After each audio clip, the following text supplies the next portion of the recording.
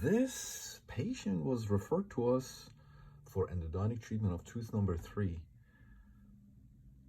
Tooth was sensitive to heat and to biting, and that's why patient came to see us. Also, patient told us that she had claustrophobia, so she was here to see us because we do IV sedation.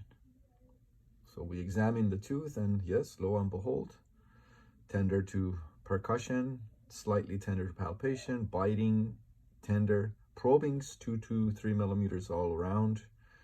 And as you can see, tooth is partially calcified. So we discussed options with the patient. The patient wanted to try to save the tooth, of course.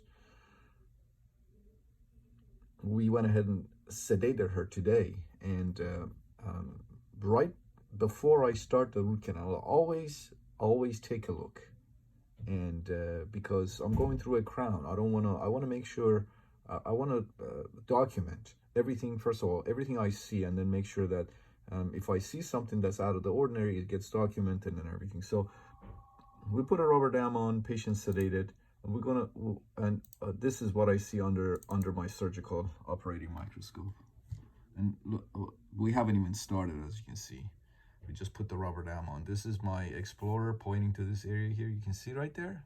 Yeah, this crown was already chipped right there. You can see that. So this gets documented. I don't want to be responsible.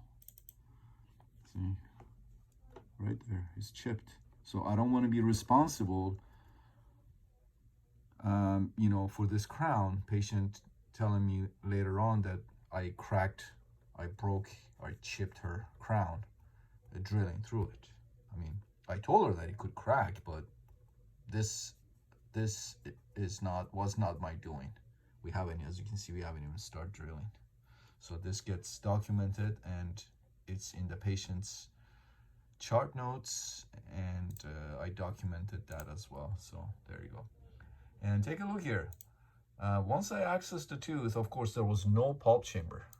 No pulp chamber whatsoever. So without a surgical operating microscope and the knowledge of where to look for, following the pulpal floors geography, map, anatomy, it's very difficult to locate these canals.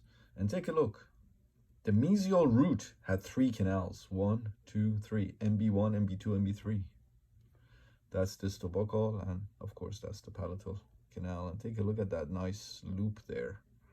All right, let me show you a different angulation.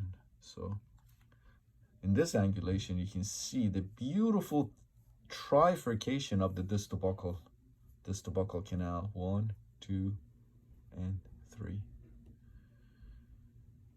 So overall, this tooth had 5 canals.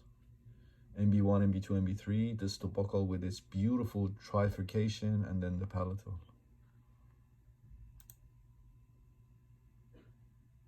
Everything went great. We went ahead and temporized the tooth and referred the patient back to our dentist for the permanent restoration.